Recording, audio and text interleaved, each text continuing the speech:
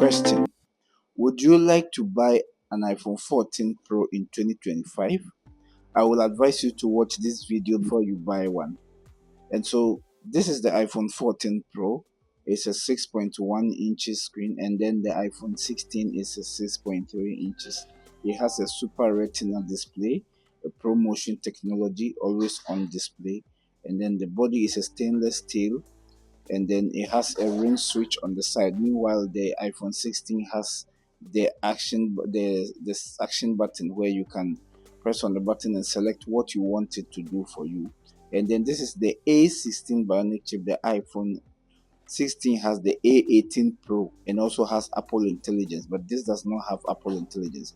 This is the a Pro camera, 48 main camera, and then ultra wide and a telephone, and then a 120 Hz display with also the iPhone 16 also has 48 megapixels camera. The same camera that this one has is the same one the iPhone 16 also has. So a lot of things are the same, just a few changes in the internals, the display, how it looks like, and then the quality, and then the material that was used. So this is the dynamic island. I really love this. Once you are playing the music on the background and then you switch to any application like the map, and then you are using your map also, it will just, once you open the map and then maybe you are finding a location, it will continue to help you, and then your music will still be playing at the background hidden in the dynamic island. So once you touch on the island, you will see that that's the music there on the right hand side, and then it's like a widget, kind of like a pill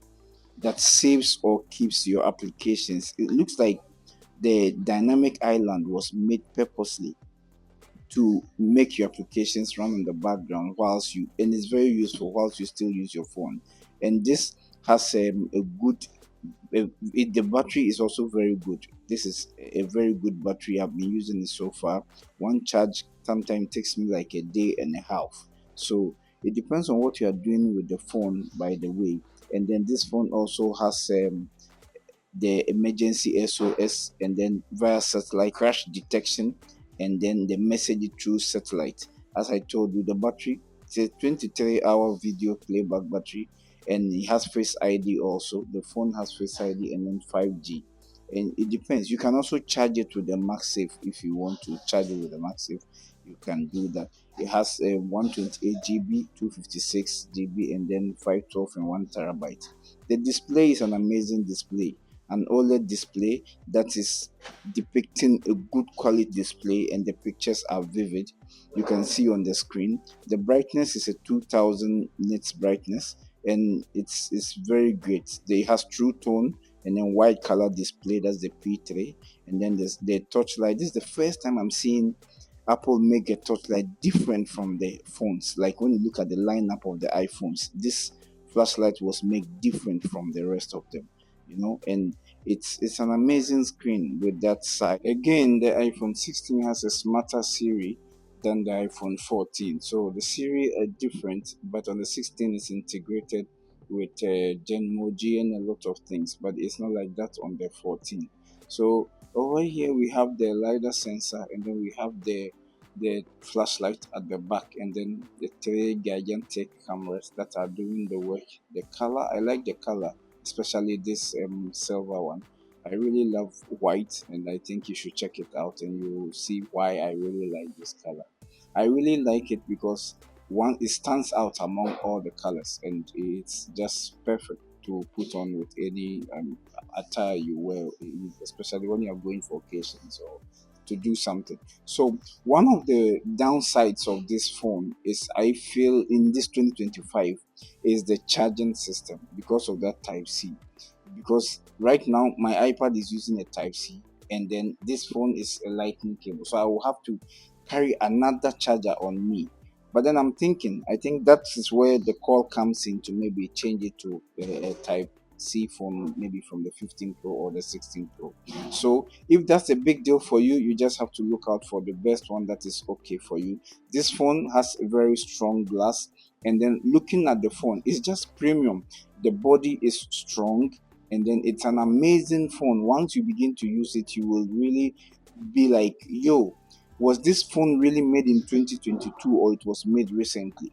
And I like the camera. The camera, they are very clear. Once you begin to use the camera, you realize that you don't even need the Pro Raw, because the camera, the 48 megapixels with the zoom lens and everything is amazing. It has 4K recording also, both in slow-mo and then in video recording, also in cinematic with at 60 frames per second. And once you put in your settings, you realize that you can switch on or adjust many things to make your camera stand out or your videos stand out the way you want it. And then it is different on the iPhone 16, even though the cameras look the same. For me, when it comes to the camera session, I'm not thinking of upgrading to an iPhone 16. They look the same, and with iPhone 16, it has the 16 Pro, it has even a camera button that you can use, but this one does not have it. So in 2025, the question I'm asking is, will you still buy this phone? If you think you need a good phone, will you still get this phone, or you get the iPhone 16, which has that switch, and then it has, so all of them, both of them have the photographic styles. You can select from which one you want. My favorite photographic style, I think, is the vibrant, but sometimes I choose between them just to make my photos very like stand out differently in different ways. So talking of the iPhone 14 Pro, one of the greatest things you will always be grateful to have is the introduction of the dynamic outline. And some people ask, if you watch movies or you're playing games, does it stand in the way? And it depends. When you are watching on the full screen, it will stand in the way. And then you can also have your standby where you see the clock. Once you connect your charger to it, you will see the clock showing, and then you can set whether you want to have a slideshow of your photos also, and then you will go into your settings and fix those things up. So the iPhone 16 also performs the same function. So this basically has a lot of the same, it performs the same function just as the iPhone 16. So the question is, if you choose, it also has the back tap where you go into your settings. I will leave a shot in in one of my videos. You can be checking my shots many times. I leave a lot of tips. I will show you in one of my shots how to set the camera for the back tap or to make a screenshot. It has a 3D motion, so you can also hold and then you see the vibration in it because of the chip in it. The chip wise, the iPhone 16 Pro, the chip is higher than this one. So the chipset, even though on paper the battery is bigger than the iPhone 16, the chipset in the iPhone 16 is supporting the battery. And you can see the body, it attracts a lot of fingerprint and depths once you begin to hold it and then you use it around. But you can put a case around it and then it should solve the problem. Even though AI is becoming a thing of the future now, this iPhone 14 Pro does not have that ability, which is the Apple Intelligence. Yet, whatever, a lot of the things Apple promised in their Apple Intelligence software, and then the whatever they spoke about we didn't see it yet in the iPhone 16 Pro, where the AI is working or the Apple Intelligence is working. So we don't know what is coming up for this WWDC 2025, which will be from 9th June to 13th June. So we will see what will happen there, and then we will be able to determine the way forward. But anyhow, Apple Intelligence can never come to iPhone 14 Pro, and if you want one, you should get the 16 Pro. Based on what we've seen Apple do, iPhone 14 Pro may last for a software update up to about 2028, and then I think the iPhone 16 Pro will last about up to 2031. So it depends, and then we will see if there are any changes made to it or whatever comes. We will still have to get. But right now, Apple has another phone which is the iPhone 16e, and you can check it out. It has a lot of different things, like a mix of the iPhone 14 Pro and then the iPhone 16 Pro. Like it meets you somewhere in the middle, but you cannot get the quality of the cameras the way you want it from that iPhone 16e. So you can check it out also.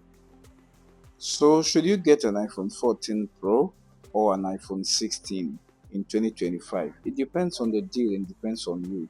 So after watching this video, I guess by now you have gotten to a distinct decision point, and then I want you to come back to this channel, like, subscribe and share